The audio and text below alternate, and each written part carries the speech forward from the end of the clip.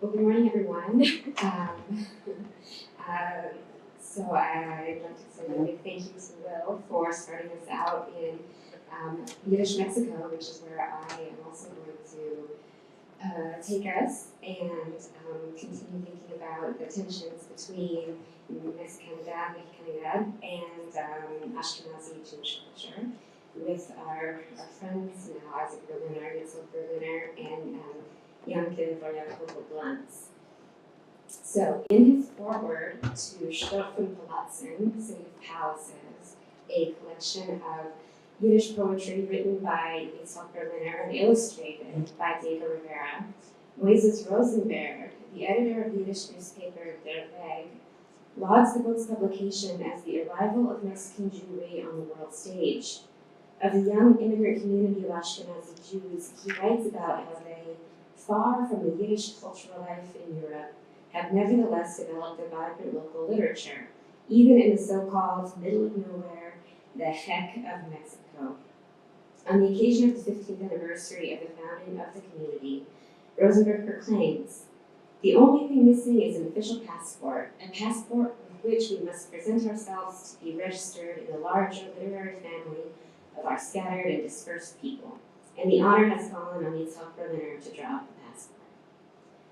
Such a passport, of course, does not grant open access to Mexican society or even the world writ large. Instead, Rosenberg speaks to the global imaginary here of the Yiddish land of letters, this larger literary family that manifests itself within a transnational Yiddish literary network, one in which Mexico is certainly peripheral.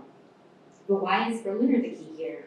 Rosenberg declares, quote, "He really is the most Mexican of us all." But beyond the bombast of a clearly eager editor, Rosenberg's statement reveals the tensions embedded within the assertion of a hybrid Mexican Jewish identity. In naming the collective in this way, the most Mexican of us all, he hints at non-belonging, even while he lauds Berliner for having seemingly achieved it. What does it really mean to be Mexican, never mind the most Mexican, in this context for these immigrant Jews? The 1920s, as Will reminds us, saw a huge influx of Jewish immigration to Mexico from Eastern Europe as compared to prior years, a phenomenon that's largely been attributed to immigration restrictions in the United States, such as the Johnson-Reed Act of 1924, that imposed quotas restricting immigration, especially limiting Jews from Eastern Europe. The majority of these Jewish immigrants came to Mexico from Poland, intending to relocate to the United States once restrictions were lifted. Though, as time wore on, many of these migrants became immigrants as they settled in Mexico, establishing their lives and creating communal institutions, schools and societies, and newspapers. By the early 1930s, this community already numbered nearly 40,000. Under the Cardenas presidency of 1934 through 40, the community saw a radical change in Mexican demographic politics. According to Adina Simit, within an increasingly racialized nationalist system, new legislation regulated and limited, quote, the acceptance of foreigners and authorized their entrance to only the races whose immigration was not found to be restricted or prohibited, and subject to their acceptance and their ability to assimilate to our ways. Jews supposedly were not assimilable. The 1930s then, the decade in which this incipient community was primed to come into its own, represent a particularly interesting and troubling period as it designates a time of great confluences. One, a pressing need to decide on the forward-looking ideological stances of the community. Two, violent political insecurity in Europe and the mounting impossibility of return. Three, perpetually closed entry to the United States. And four, perhaps most significantly, the racialized national project within Mexico that defined Mexicanidad according to ideological structures characterized by Vasconcelos's idea of la raza cósmica. Although this mestizaje concept of the blending of races might appear to open up room for hybridity, it in fact reinforced embedded racial and social hierarchies while appropriating an historical image of the indigenous Mexican for nationalist purposes. Thus, the emerging concept of what it meant to be Mexican within this climate amplified the perceived foreignness of the Jews, cementing their persistent unbelonging. Returning to this metaphor of the passport, it would appear that, in the face of local exclusion, Yiddish affords this community access to an alternative imaginary space in the Benedict Anderson sense of imagined community. This Yiddish land of letters transcends national boundaries and local limitations, what Warren Rifkin calls the Khmer territoria, the quasi-territory of Yiddish literature. Furthermore, Yiddish allowed this community to practice a Jewish identity that manifested itself primarily through the language, a secular cultural Yiddishkeit that supplanted religious practice but maintained Jewish ethnic difference, what Rifkin also names Yiddishkeit bimkem religia, Yiddishism or Yiddish in place of Yiddish literature in place of religion. The poetry of Yitzhak Berliner and his contemporary Jacobo Glantz offers a glimpse into how this project was enacted. Two prominent communal leaders with divergent visions for ways in which Jews should Mexicanize, their poetry nevertheless posits a shared commitment to asserting Jewish Mexican legitimacy through creating a usable past in Yiddish that attempts to connect the Jews to Mexico. In their gestures towards national belonging, they are uncomfortably situated between the global Yiddish imaginary and their local experience. Marked by one for the other, their condition is one of multiple marginalities, Jewish in Mexico, Mexican in Yiddish. To what degree were these poets speaking outwardly, either to co-nationalists in Mexico City or into that Khmer territory? Neither of these poets was ever translated into Spanish. The works that comprised their verse were largely published piecemeal by local Mexican Yiddish periodicals, Der Weg and Die Stimme, and only recently has Stoff und Verlatzen been translated into English, though this pet project seems to have more to do with Diego Rivera's famous collaboration and his accompanying illustrations than with Berliner's words, as neither of Berliner's other books of poetry have received similar attention. Well, it would be unfair to characterize these poets as, quote, shouting into the void, and posit that Berliner and Glantz's interventions here were internally focused, projects of the minority group talking to itself, and only imaginatively interacting with either non-Jewish Mexico or even to others in the Yiddish-speaking diaspora. And in my talk today, I want to focus on one strategy employed by both Berliner and Glantz in searching for a useful history that will strengthen their case for Jewish belonging in Mexico. They appropriate Sephardi heritage to sketch a narrative of continuity between Jews in Spain to Jews in Mexico. In doing so, they fictively situate the contemporary Ashkenazi community within this narrative, even though the Ashkenazi character of Yiddish is on full display here. So, to begin, there's this lovely poem here. This poem is titled Teotihuacan, and in it, Berliner explicitly evokes Jewishness and conflates it with a racial idea of Mexicanidad. The indigenous subject functions instrumentally for the popular national conception of Mexican identity, and in this poem, as in the national rhetoric, the indigenous figure is here a marker of authentic local belonging. Berliner writes, "And maybe my great-great-grandfather Setiran knew I left a faraway secret to inherit in my blood. And maybe my genesis is covered under your stones, in eternal silence over unending times. Pyramids, maybe your builders came from Egypt, from Phoenicia. Were they Jews? I know here was the Spanish Inquisition, with their Christian holy faith, staining the name of Toltec." So here we see how Berliner makes use of the indigenous figure to assert Jewish Mexicanidad in terms of blood. But instead of arguing that the Jews are truly Mexican, he posits the reverse, that the indigenous are somehow Jewish. Conflating the two on a primordial level, he draws a strange revisionist line between Egyptian pyramids and the belief that Jews built them, and the Toltec peoples. Through the creative leaps afforded by his poetry, he claims kinship with these pre-Aztec indigenous peoples, not only through his rewriting of history, but also through a narrative of shared victimhood at the hands of the Spanish and the Inquisition. The appropriation of the indigenous figure in this poem echoes a concurrent thread in Yiddish modernism in the United States, especially among the Junge, which was most active in the 20s. Yiddish modernists appropriated indigenous tropes as they experimented with the aesthetic boundaries of Yiddish poetics.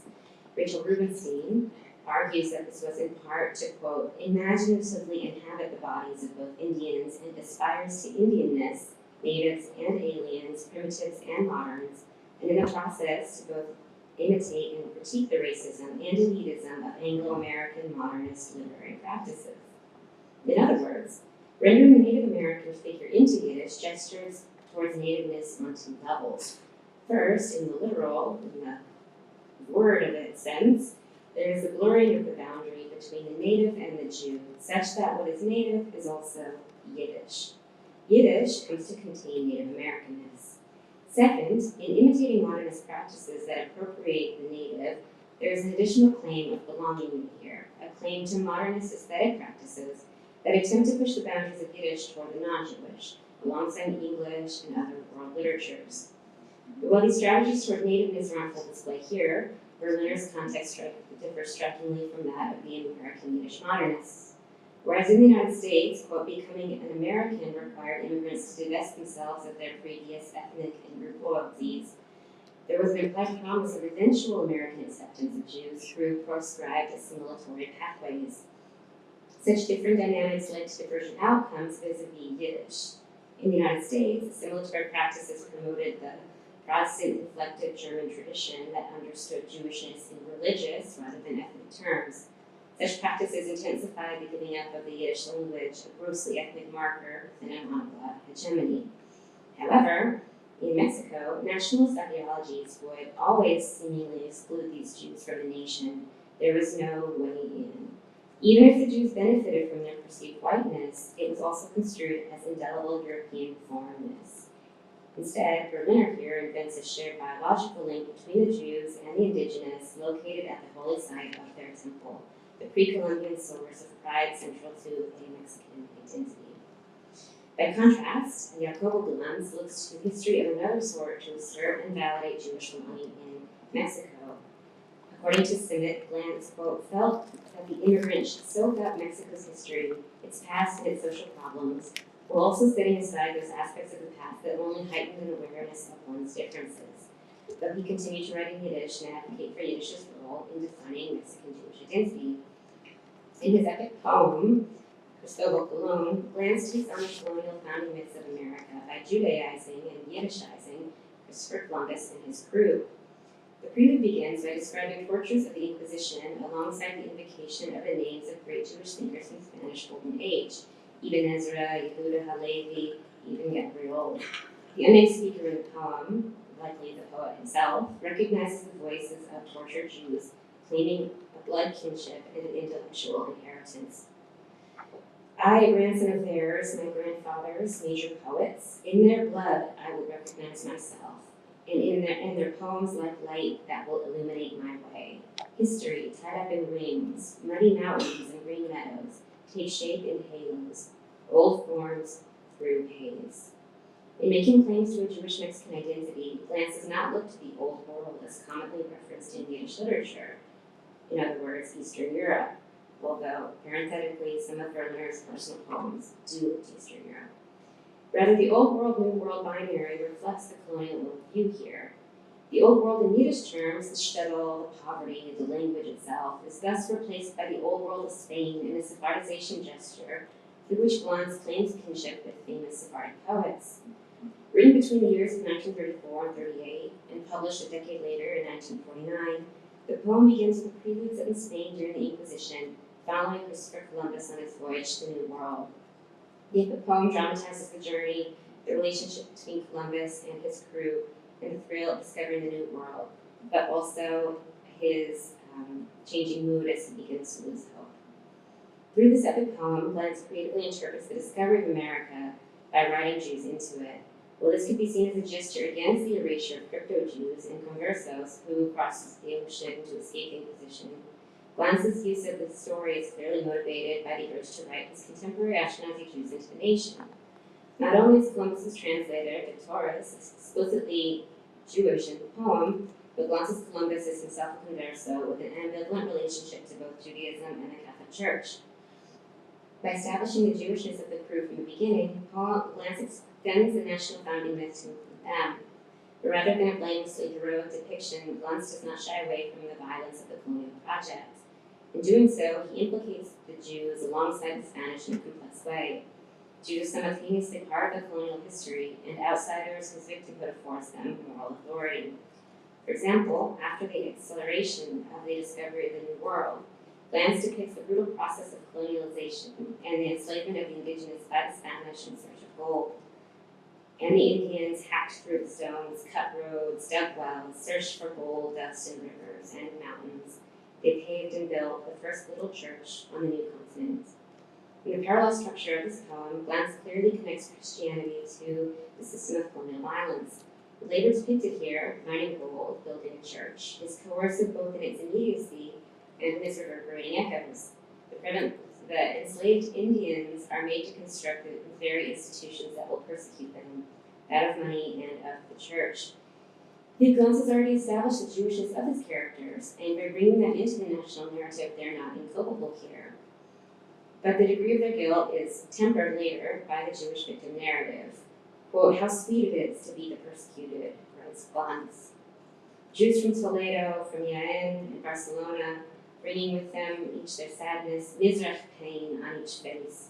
And in the world, the new and sunny one, on the land here first blessed, won't it bring the Gallus fire in that hate from man to man? The image of Gallus fire partnered with Mizrach functions doubly here. First, it clearly speaks to the Spanish Inquisition and its reach even over the Atlantic. But Mizrach also alludes to Mizrach Europa, Eastern Europe. Even as Glantz avoids naming the recent past, the specter and violence of the Old World also contains the Yiddish Old World. The Gallus accompanies the Spanish Jews in Glantz's poem, even as they move to the sunny New World, mirroring the uncertainties plaguing Glantz's community in the 1930s and 40s. In his poem, Glantz argues that taking on the mantle of Jewish heritage in Mexico also means reckoning with a history in which Jews are simultaneously oppressed and oppressors. Blending the invented Columbus history with his present, Glantz embraces a complicated Jewish-Mexican past as an expression of his, quote, agenda for the Jews of Mexico, an elaboration of what he perceived to be a Jewish need to enter and be part of Latin American culture. To sum up, let's return to Berliner's literary passport. His passport of Stolpenpalatzen is full of Berliner's observations about his new country as an outsider who wishes to become an insider. In his work, unlike Glantz, he pays special attention to a radically non-Jewish subject matter, writing poems that oftentimes relate brief sketches of squalor in Mexico City's poorest neighborhoods. Beyond the content itself, the material hybridity of the book asserts the possibility of existing as both Jewish and Mexican. Pages of Yiddish words written in Hebrew letters, face illustrations by Diego Rivera, whose international fame as a Mexican muralist stands to authenticate the Mexicanidad of the text. Glantz, on the other hand, Judaizes the founding myths of modern Mexico by leaning into the mythos of the converso. For him, continuity is enacted in terms of Jewishness writ large, of which Ashkenazi, Yiddish-speaking Jews share a claim to the legacy of the Spanish Inquisition. We'll both set out approaching it in different ways. Both Berliner and Glantz write towards a vision for their community in relation to a nation whose racial ideology of belonging excluded them. They both argue that the otherness of Jewishness affords them a valuable perspective on problems in Mexico, both historical and contemporary, yet the impact of these poets was limited. Viewed with the benefit of historical hindsight, it would be easy to dismiss these projects as short-sighted footnotes on an edge of an impending era of calamity. Berliner's and Glantz's articulated ideological projects seem to have failed for a number of reasons, not least of all because of world events, the Holocaust, the founding of the State of Israel, that entirely changed the makeup of world Jewry. This, coupled with the upward mobility of the Ashkenazi community, who would, within a generation or two, move into ritzy neighborhoods of Polanco and Las Lomas, and cease to identify with the socialist ideologies of these poets. Yet the redefinition of Jewishness in terms of Yiddish language and cultural Yiddishkeit that is at the heart of Berliner's and Glantz's poetry does seem to have made an intervention. Combined with the condition of Mexican racial and national inassimilability, Yiddish endured in Mexico, even in decades after the language stopped being widely used elsewhere. Perhaps it is the enduring presence of Yiddish that defines the specifically Mexican Jewish condition. Thank you.